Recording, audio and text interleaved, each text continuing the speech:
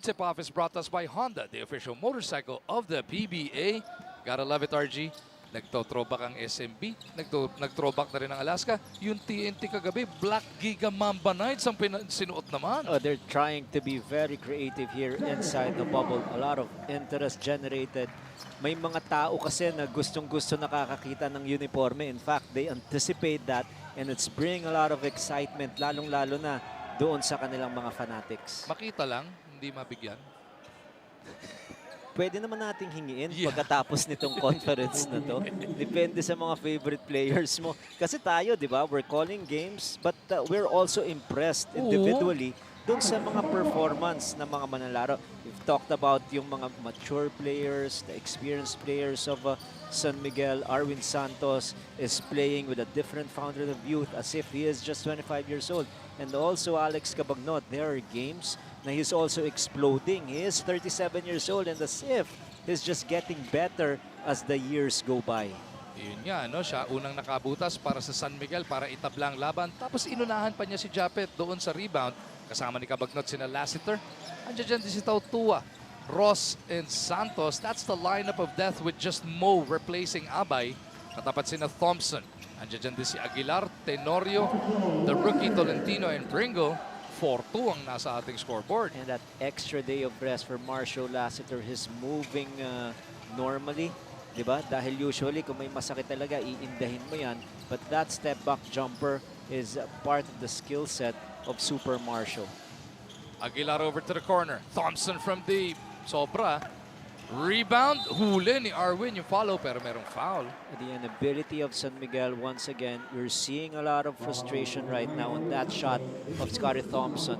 Nakuha na naman ni Tolentino yung offensive rebound. Marshall Lassiter once again. First crack at the basket. He was able to get the separation needed for him to launch his step back jumper. How impressed are you with this rookie, Coach RG? We know, Coach, we've observed Coach Tim throughout the years. Hindi siya mahilig magbigay ng mabigat na minuto sa mga rookie. They started the bubble with Japet na 100%, nabigyan ng pagkakataon si Tolentino. Pero ngayon nandiyan na si Japet, maganda pa rin yung pagkakarotate dito sa batang to. And alam ni Coach Tim Conyan na itong si Arvin Tolentino will flourish under the game of Barangay Ginebra. Dahil kasama dun minsan meron talagang prototype player si Coach Tim. Yung can shoot from the outside, can defend, hindi naman masyadong flashy. Parang sila Aljon Mariano, nakahanap ng bahay sa barangay. Mo Tautua gets himself on the board. So yung mga hinahanap natin, Lassiter and Tautua nakapasok na para sa San Miguel. Na-turnover naman si Pringle dito sa kabila. Now, this is going to be a good matchup. Yung one-on-one ni Pringle at ni Chris Ross. But we first take a look at this power assist of the game. Hatid sa atin ang DCA Power Tools. Laban ng laban. So starting at the high note, nice roll to the basket by Mo Tautua.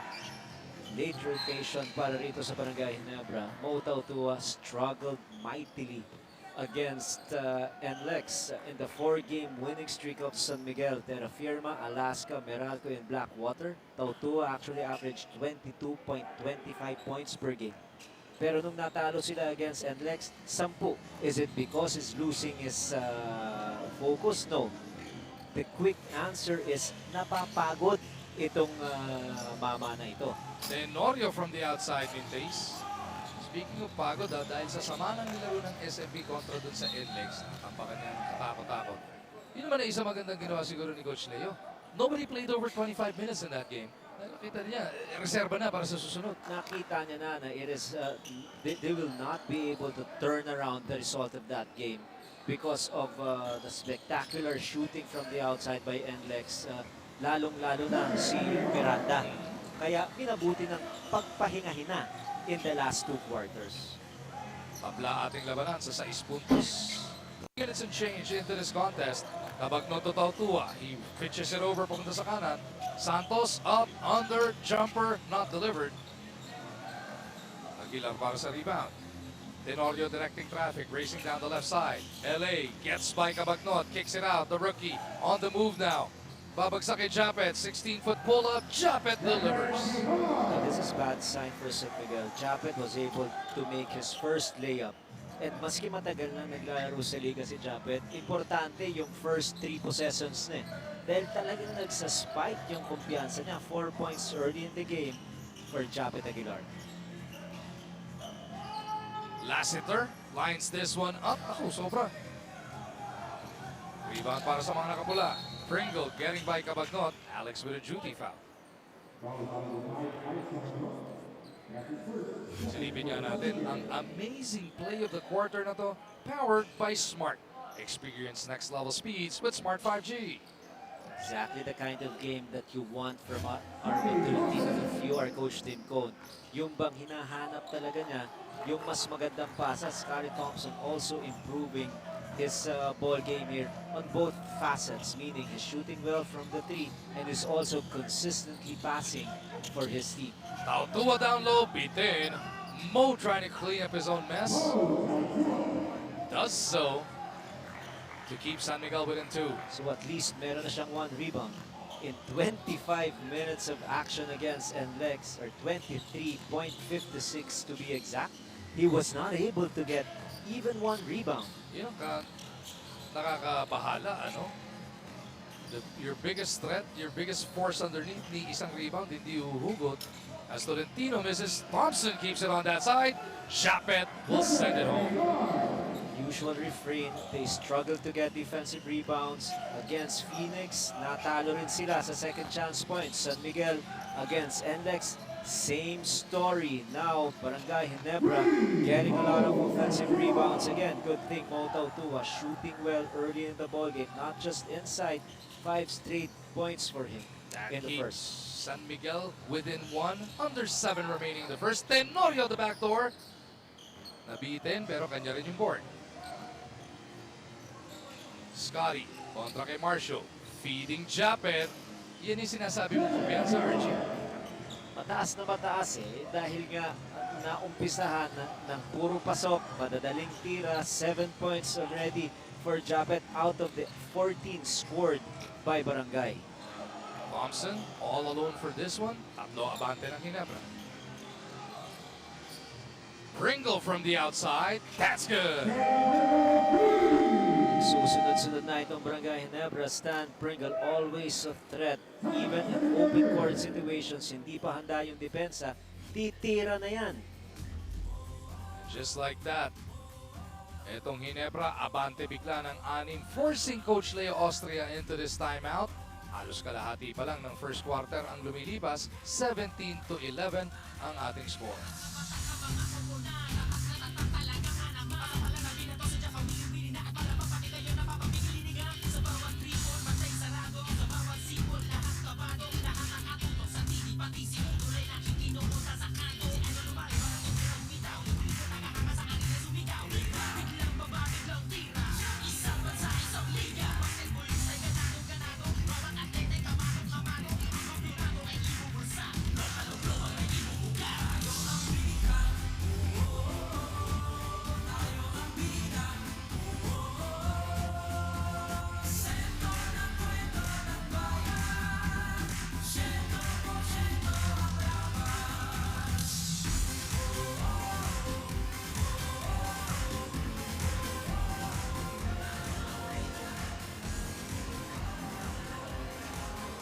We're at AUF Arena powered by Smart 5G. The San Miguel Beermen are coming off 3 games in 4 days. And sabi ni Coach Leo Austria, kahit daw sobrang pagod na sila, wala talaga silang time mag-complain. Aminado tong si Coach, however, that he's becoming increasingly worried about these players that are actually inside the bubble. Without Junmar, Terence, and Matt, parami na daw ng parami. Yung mga injuries na inilinda ng kanyang mga players, nanguna na dyan si Marshall Lasker, alam naman natin, recently injured his calf. Kwento ni Coach Leo, even Mualo Taldua had a bad landing during their game against NLEX and hyperextended his knee first quarter pa lang. Si Chris Ross has also been playing through several aches and pains. But thankfully though, in some pain, everyone is well enough to be cleared to play in today's game. Balik sa inyo, gentlemen. In every tournament, any team that wants a deep playoff run will have to manage with these kinds of injuries, Coach RG. Oh yes. At this point, yung sitwasyon ng San Miguel, they've been in the finals for 6 straight All-Filipino Cup. Tapos 5 yung champion nila, di ba? At alam din nila na mas mahihirapan sila ngayon dahil nga wala si Jomar Fardo and they are just asking itong si Mautaw Tua to be closest to that level of performance that Junmar actually provides. They've been unstoppable in this conference, but a lot of challenges facing them. But still, they have to pocket their excuses. Marami ring nasasaktang mga manlalaro sa mga iba't ibang kupunan. Well, so far, Mawala answering the call with 10 points already. Pringle nagbintis sa kanyang tres. Ross trying to keep Devance behind him. Pasok lang ni JDV. Chris lines up a 3. 6-0 counterattack by Beermen. Well-timed respite for Coach Leo Austria dahil nagkakaroon na ng run yung Barangay Ginebra. So ngayon, nakatikit na itong Beermen. Devance, iikot nila. Pringle kontra Ross. That's going to be an interesting matchup all night long. Pringle, sinundutan ni Chris. Ross on the move against 3. All the way to the cup. He troops to the line for 2 free throws. Just awesome individual defense by Chris Ross. We called that earlier when Stan Pringle was attacking. He was also able to force a turnover. Now, after that face-up, yung quick hands si Chris Ross, one of the best individual defenders, and now has vastly improved three-point shooting. You just cannot leave him open. Catch all the games of the PBA Philippine Cup live and in high definition on PBA Rush. PBA Rush is seen on Signal SD Channel 90 and HD Channel 260, and is also available for free on Signal Play until December 30. Mintis yung pangalawa ni Chris. Actually, mintis pareho.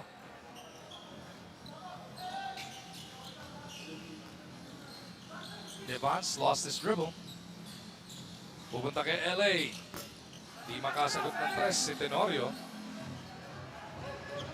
Kaninong rebound yung kay Ross, kay Tautua? Kay Tautua ang mabibigay yun because pangalawa. he was able to get the last possession. Pull-up jumper. Gamalinda delivers. That's an 8-0 run by SMB. Good pickup for Coach Leo Austria. The past few seasons, we know that ito sa Gamalinda has been a staple in the bench of Magnolia. So during the off-season, nakuha nila ito. Another serviceable perimeter player who can shoot from the three-point area also. And look at him, trying to get offensive rebounds and just positioning himself for an end-one opportunity. Right on cue, Gamalinda with a big putback. Etong play na to, hatid sa atin ang Front Row, the official health, beauty, and wellness partner of the PBA.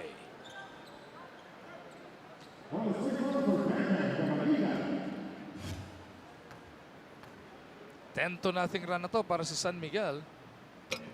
Gamalinda could not make it 11. So yung tatlong mintis na free throw, sayang din yun ha. Dalawa kay Ross, isa kay Bamba.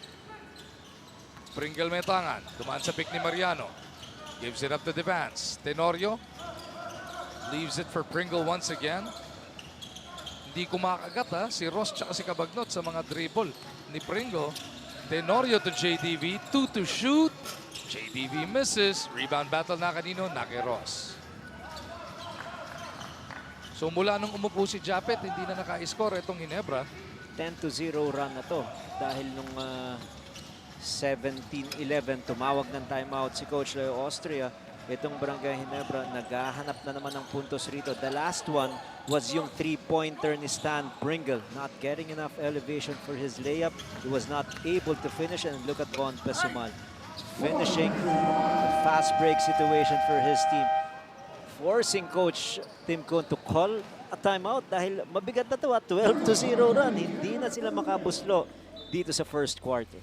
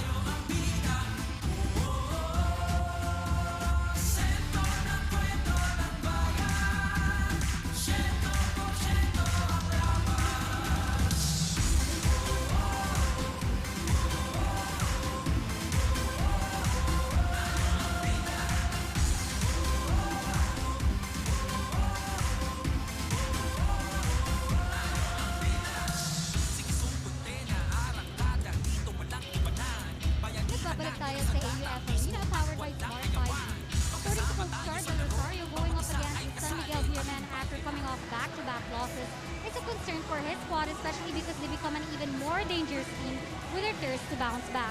Nagpapasalamat ang coaches, however, kasi nakikita nilang paganda na ng paganda ang nilalaro nila L.A. Tenorio at Japet Aguilar. Bumabalik na rin ang rhythm and timing, and they no longer have to be too Stanley reliant. Balik sa inyo, gentlemen. Ang problema nga lang, mula nung umupo si Japet, hindi na nakabutas ang Ginebra. Huling 12 puntos ng laban na ito, iniscore ng San Miguel. The last basket of Barangay Ginebra was a three-pointer courtesy of Stan Pringle. After that, they've been searching for the next one. Mahigit 3 minuto na nga hindi nakakapag-ingay, hindi nakakabutas ang mga nakapula. Thompson may tangan ng bola. Scotty fouled on the way in. That's just going to be the third team foul para sa SMB. But it was deemed in the act of shooting. So 2 free throws ibibigay rito kay Scotty Thompson. Getting some tips on how to defend Scotty Thompson.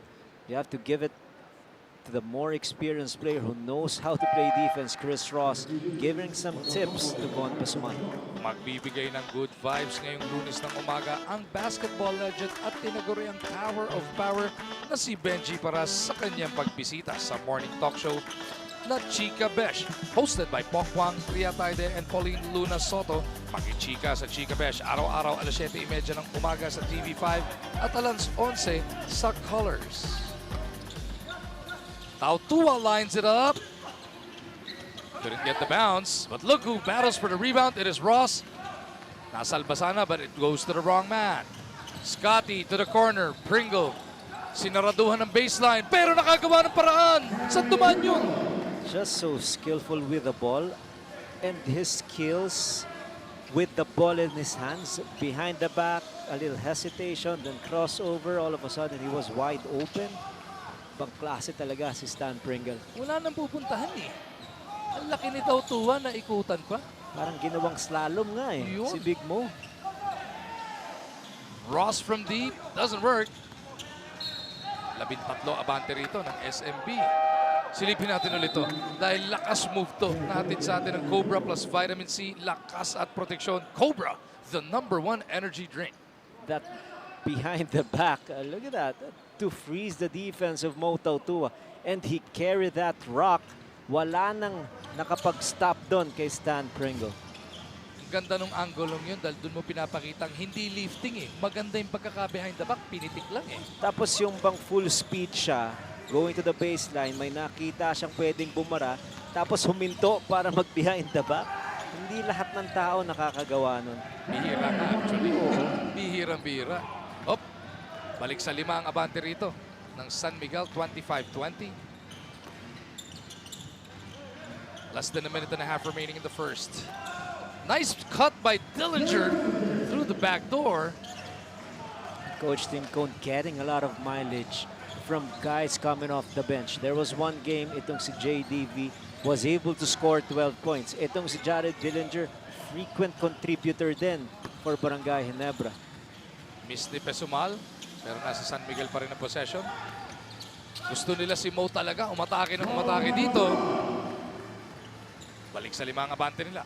We've talked about his 10-point output against NLEX in 23 minutes. We're only in the first quarter. Si Mo Tautua already has 12 points across his name. So na-over niya na yung kanyang performance in their last game. Naniguradong bumawi para hindi mo na raw masita, RG. Tsaka ano ang maganda kasi nga, sensing na wala na silang tsansa, pinagpahinga na siya ni Coach Leo Austria.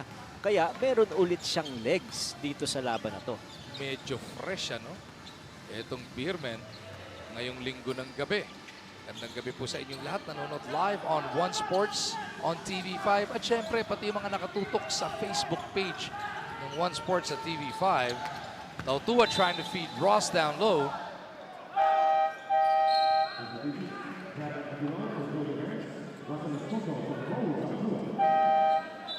From a defensive standpoint, of course, if you're Barangay Ginebra, you put so much premium defensively, then you allow San Miguel to score 27 points.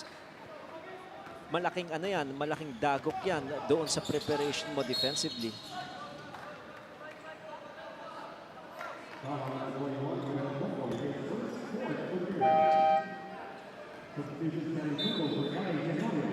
Kita mo naman, di pa tapos first quarter. Available on One Sports at TV5 na tayo. Pero sa Facebook, 65,000 pa rin nakatutok na live. Sa One Sports pa lang yun ha. Pwera pa yung nasa PBA, pwera pa yung nasa TV5. Maganda kasi dyan, yung natatrack natin kung ilang nang nakakapanood sa atin. And this has always been a quality ball game historically. Every time these two teams meet, talagang ang daming taga-subaybay dyan. Dami ring fans eh. San Miguel and Barangay Ginebra battling through 12. 5 ang may babaong kalamangan ng mga magsiserbesa heading into the next.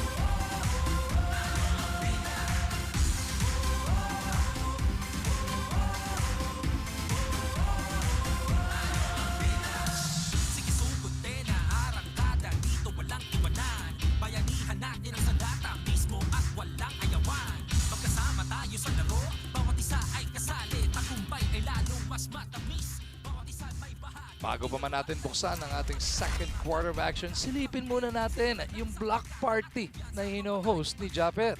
12th player in the PBA history to register 600 blocks. So he is not just contributing consistently. Pagdating sa opensa nila sa Barangay Ginebra, he had 19 and grabbed 11 rebounds. But more than that, yung intimidation niya inside and the actual block shots to change yung trajectory ng mga tira ng kanyang mga kalaban. In tonight's game, 10 puntos na rin ang kanyang nayabag. Second quarter po magbubukas na. Atid pa rin sa atin ang Cobra plus Vitamin C, lakas at proteksyon. Cobra, the #1 energy drink. 5 ang naibaong kalamangan ng San Miguel Beermen. Ang 5 nila will feature Escoto, Comboy, Gamalinda, Lassiter. At etong si Pesumal. That's a small lineup, Coach RG. They want to be quicker. Titignan natin kung mag-take advantage naman dyan yung Barangay Ginebra because Japet Aguilar was inserted back in sa roster ni Coach Tim Cone. Makakasama ni Japet sina Dillinger, Mariano, Pringle, and Thompson. JD making his move. Ganda ng depensa ni Pesumal. Si Japet ayaw rin nilang patanggapin. Pringle na puwersang tumira. Kanya rin yung rebound. Pringle exploding to the cup. Gets the bounce. You've seen this before again. They're doing a good job defending the initial attack of Barangay Ginebra. They're forcing misses. Ang problema, hindi makakompleto dahil hindi makakuha. Defensive rebound. Second chance opportunity again for Barangay. Let's take a look at the numbers. 10 second chance points para sa mga nakapula. 6 na puntos lamang para sa San Miguel. Dillinger's long two. Doesn't work. Gang rebounding ginagamit dito ng SMB. Lassiter against Dillinger. Over at that right wing. Marshall makes his move. Diving down the middle. Then going to the fadeaway. Thompson with yet another board. Pang-apat na yan para kay Scotty. Ito na si Pringle sa kabila. 7 points already. Behind the back na naman. Stan. No. Mariano is fouled.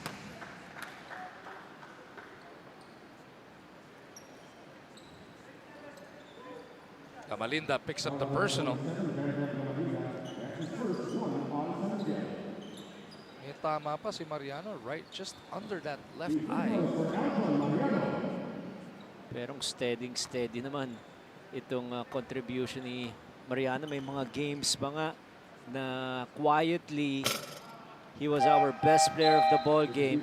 Magugulat ka na lang, 20 puntos lang nai-score. Napapanood na ulit ang PBA sa TV5 at One Sports. Araw-araw po nasa One Sports tayo. Pero pagka Wednesday, Friday, Sunday, meron din sa TV5, meron din sa Radyo 5 92.3 FM. And again, we greet Radyo 5 a happy 10th anniversary. Bukas, Lunes, One Sports tayo. Triple header starting at 1 p.m. Phoenix versus Blackwater ang nakasalang. 27-25 is the score. San Miguel's lead is 2 pero hindi pa sila nakakabutas. Almost 2 minutes into the second quarter. Lassiter changes that with a three-pointer. And just showing individual skills. No need for screens, no need for ball movements. All he wanted really was to attack his defender and was able to score not 2 points, but 3 points. Pringle against Ross once again. Stan getting by Chris. Sinalubong ni Arwin. Sinidestepan din yun. Pesumal will clear it para sa mga nakaputi. Lassiter catch and shoot.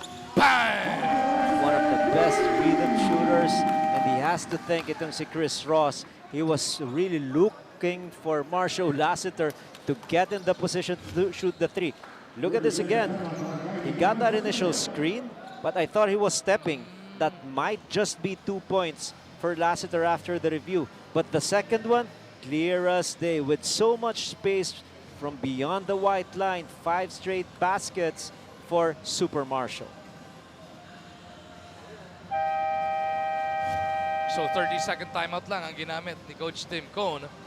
That should be enough time for the refs to review the previous 3, not the last one, neto ni Marcio. Ito yung mga tumutulong para sa San Miguel Beer. Paul 11 Samar being given more minutes there. 11 points for Von Pesumal, but majority happening in the first quarter. 3 out of 9 from the 3. I really like the way Paul Zamar played, especially when they were down big. Showed a lot of character. Marshall Lassiter did not play in that game. Now he is fresh. But yung maganda kasi ron is dahil maganda yung nilaro nung dalawa, lalong nakapahinga yung mga regular rotation players ni Coach Leo Austria. That's why they're playing with a lot more legs in this game. Mukhang hindi nila binago, no? Mamaya pa siguro i-review. And then, usually first dead ball yun eh. 33 na nga kanina yan. Ginawa na Okay, all right, that's clear. But this is still the largest lead of the game, 7 points. San Miguel 32-25.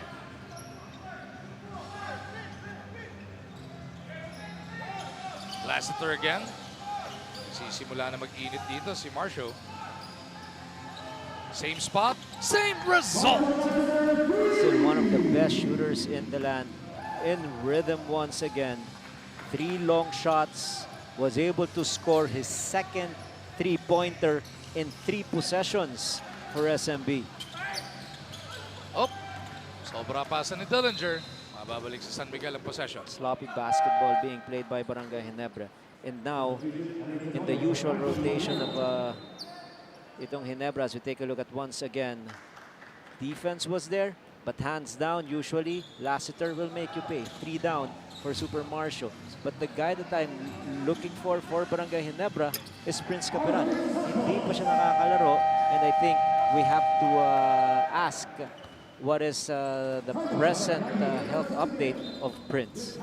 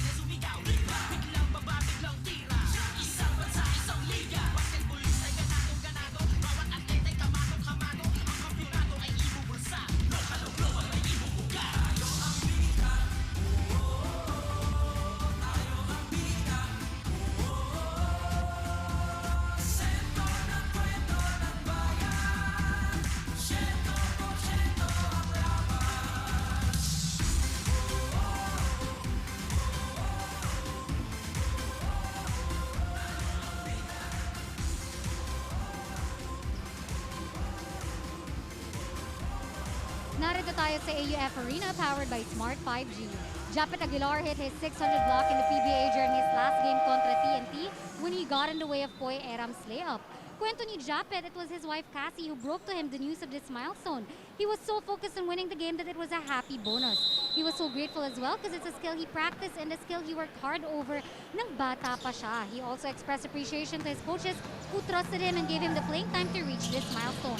Japet is the 12th player in the PBA history to achieve this and only the second active player behind Arwin Santos according to our PBA artists. Balik sa inyo, guys. 37-25 Ginebra in trouble in the second quarter, down by 12. And coming off a Coach Tim timeout, hindi pa rin sila nakakuha ng basket. Lassiter, that's the same spot he hit 2 of those threes. This time he drives closer. Ross put back, wala pa rin. Rebound Chan.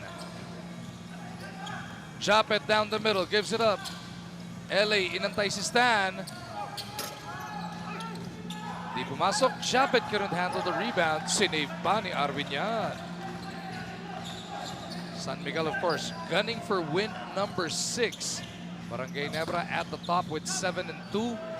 If they win tonight or they win tomorrow, they are for sure going to be the top seed in the playoffs. This is a big lead for San Miguel. Back-to-back bank shots by Arwin Santos, lifting the lead of San Miguel to 14 points. L.A. Tenorio trying to score for his team. This has been a long, dry spell for Barangay Ginebra. Escoto out to Pesumal.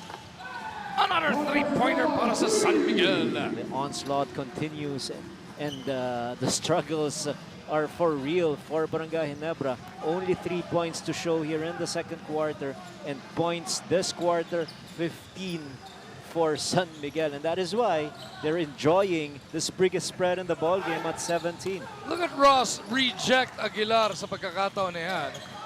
Santos over at the other end. He's got Dillinger in front of him. One-on-one, Arwin versus JD. Sabi ni Arwin, de.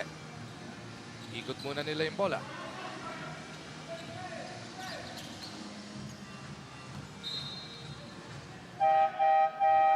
San Miguel still with a chance to climb all the way to 7 wins. As we take a look at this power assist of the game, hatid sa atin ng DCA Power Tools. Laban ng laban. After today, San Miguel will still play Northport. If they win tonight and the game against Northport, 7-4 magiging kartada nila. And that will keep them away from NLEX, which beat them by 34. So kahit nga umabot ang NLEX sa 6-5, hindi na masasaktan ng quotient noon. Oo, lalong-lalo na nagkatampakan talaga nung laban na yon. Pero si Chris Ross, matatawagin ng offensive foul. He wanted to go strong to the basket and attack the defense of L.A. Tenorio. Pero yun na nga. Matatawagan muna ng offensive foul. Ayun, may bahagyang tama dun sa may chin ni L.A. Tenorio.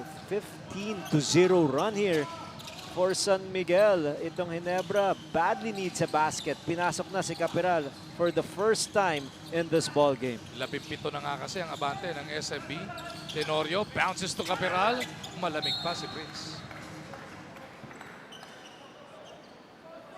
And usually, when he goes for that ball on the move, chances are he will lose the ball. So kailangan talaga ma-identify din ng Barangay Ginebra na better itong si Capiral makasalo ng bola ng planta-planta. But it is still something that can be developed for Capiral. He's losing a lot of balls when he gets it on the move. Something that he can work on. Pasa ni Thompson, ninakaw pa ni Ross. Pero na-counter naman sila ni Tenorio. Mahigit 4 na minuto na to na hindi gumagalaw yung 25 puntos ng Ginebra. Thompson can change it from the line. Very quiet night also for Scottie Thompson. Only 3 points to show. L.A. Tenorio still scoreless in the ball game together with Jeff Chan. Already 4 minutes of play. Still 0 to show. Para naman sa kabila, Marshall Lassiter, after not playing in their last game, playing with a lot of spunk and energy and a lot of enthusiasm also. 10 points already to show here in the second quarter. Siguradong ang game show na ito ang pinaka-fun bank trip ever. Manood ng Fill in the Blank hosted by Jose Manalo at Pokwang tuwing Lunes, Martes at Huwebes alas 7 ng gabi sa TV5. Finally, ano?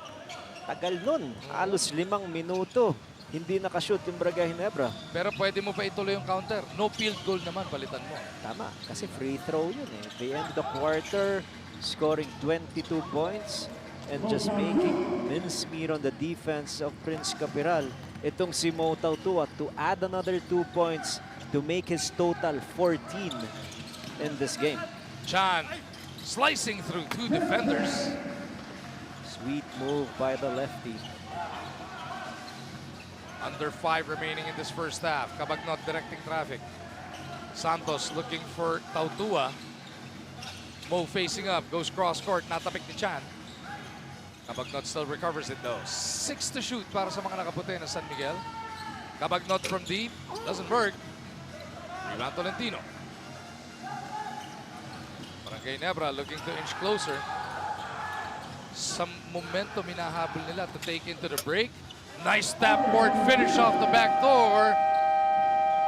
Sabi mo nga, bagay na bagay siya sa sistema ni Coach He Tim. knows how to move without the ball. He does not demand it. He will just make sure that he will function in accordance to the offensive system.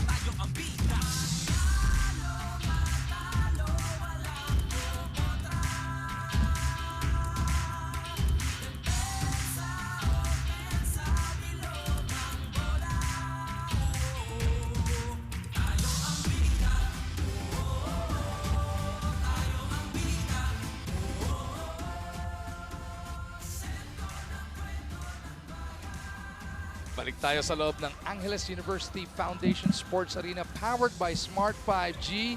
Poscom Willie Marshall overseeing all of the action. And kudos to that man dahil talagang sinisigurado niya na magtuloy-tuloy ang liga. Every time I shoot him a text whenever there are issues and challenges facing the league, he would always tell me, salamat sa suporta, tuloy ang laban, sama-sama tayo rito, atin to.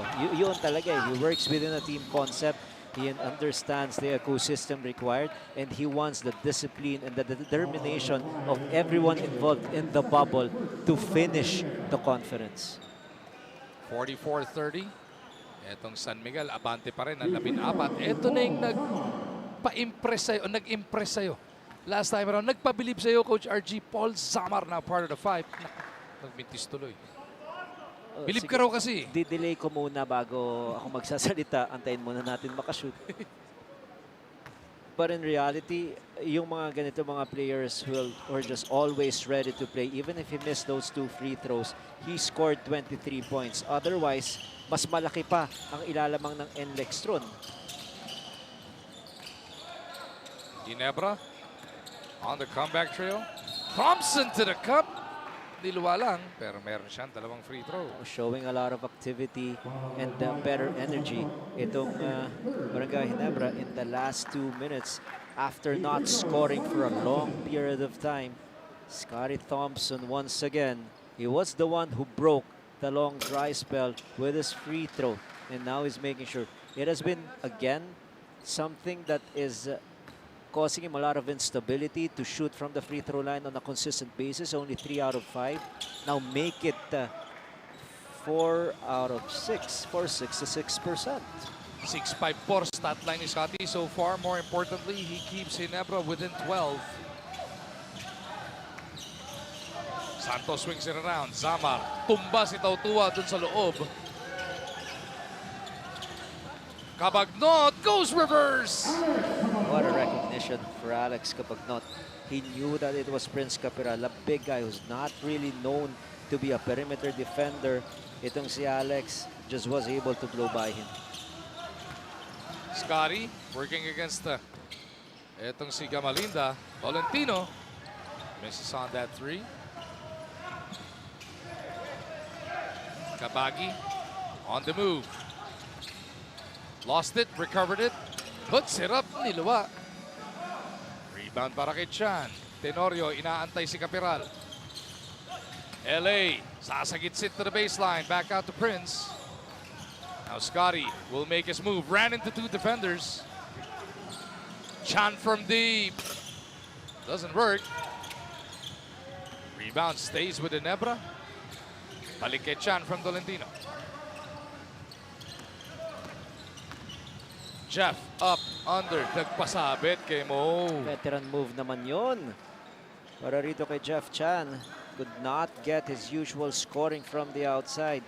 Now he went closer to the basket. And look at this move by Alex Cabagnot. Using his quickness, ball skills again. Had to take it on the other side and score. Amazing play of the quarter natin yan. Powered by Smart.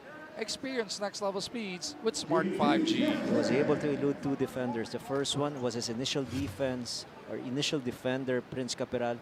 And then batidong si Jeff Chan. Painit ng painit ang mga nakatutok ngayong linggo ng gabi. Sa Facebook Live natin, 73,000 na nakatutok. Tumataas na. Second quarter pa lang to. Available po tayo ngayong gabi sa One Sports. Araw-araw po doon. Pero dahil Sunday, meron din sa TV5. Under 2.5 remaining sa ating ikalawang yugto. Cabagnot, step back three. Bitin. Rebound, dire-diretso kay Arwin. Santos hasn't done too much damage just yet, pero lamang pa rin sila by 14. Gamalinda's turnaround. San Miguel can do no wrong. Now Santos have mentioned 4 points, all happening in the second quarter. But the person who is playing so well in this ball game, yan si Bam Bam Gamalinda. 8 points, 5 rebounds in 10 minutes of basketball play. Pwedeng pang Firefly LED Player of the Half yan as Caperal was clipped. So there's still confidence every time he sets that screen. He rolls to the basket. He's still getting the ball. What about this move by Bam Bam Gamalinda? Lakas move yan. Hatid sa atin ng Cobra plus Vitamin C. Lakas at proteksyon. Cobra, the #1 energy drink. That's silky smooth, RG. Yes, talagang sigurado tayo. Ginagawa niya sa practice yun. Dinidiin muna yung kanyang defender tapos biglang magpo-fall away. Kita mo may space na siya nung itinira niya yun. Daming gumagawa sa NBA. Pati si LeBron James ginagawa sa NBA yun. December 23, Lapit TV5, na, no? NBA TV Philippines. Siyempre, available yan sa Signal. Yan ang magandang pamasko. Magpakabit ng Signal para Totoo may yan. NBA TV Oo. tayo. Nung kailan lang nagpakabit ako ng yung signal para ibang klase rin yung yung HD talaga. Siyempre. Diba? Iba yun. Zamar off the turnaround. Everybody contributing for SMB. They are just scoring so well. A total of 50 points for them. And even their shooting clip, 64% from the 2 and 35% from the 3. Pati yung depensa nila Kitang-kita ang diferensya dito sa first 2 quarters natin. The pep is back in the step of the San Miguel Beermen. Alam nga nila, kailangan maiwasan nila yung NLEX. Ayaw nilang makakompute sa quotient yan. Dahil baka sila yung madiscrash at mapauwi. Arwin lights it up. A brand new largest lead of the game. 19 na yan. 7 points for Arwin Santos. Again, this guy is playing so well for his team. 39 years old, but still playing with so much spunk and a lot of energy. Tolentino gusto bumawi. Inside they go to Thompson. Scotty na ipit, lalabas kay Prince. Hihiling ng 30-second timeout si Coach Leo. Gusto niya idiin ko idiin bago matapos first half, palawigin palalo yung kanilang abante. Ayaw niyang bigyan ng magandang last few minutes itong Barangay Ginebra. Scarlett Thompson was blocked there but still was able to extricate to give off that nice assist pass to Prince Caperal. Dream move of the game yan. Atid sa atin ang Honda, the official motorcycle of the PBA. So Prince Caperal almost 12 points per ball game. Shooting efficiently from the three. He likes it when he flares out and he shoots the perimeter jumper. He struggles a little bit when it is dive towards the basket and getting that ball on the run. But for Barangay Ginebra, down by 17 points. And for San Miguel, there are a lot of things that they're doing efficiently well. They're scoring a lot of baskets at 65% efficiency. And yung rebounding, something that we all know they must improve on because they're dead last in rebounds per ball game. 44 rebounds only to show. Pero ngayon, they've out-rebounded Barangay Ginebra 24-22. Arthur De La Cruz has been deployed for the first time inside the PBA bubble ni Coach Tim. This guy's been battling an assortment of issues. Tignan natin what he can do in the final seconds of this half. Kabagnot! May offensive foul. Hinayang na hinayang si Alex. Because he was facing what he thought like was a huge quickness advantage because Japet Aguilar ang katapat niya. Nagulat ako biglang naging open. Yung pala humawi. Kaya naman pala. That'll do it for the first half. 17 maibabaong kalamangan ang defending champions. Kontra dito sa league-leading Barangay Ginebra San Miguel. Ang ating bida player of the half ay hatid sa atin ng Firefly. Once again. Bawi mode on. So far so good para kay Mo and the Beermen. They are up huge at the half.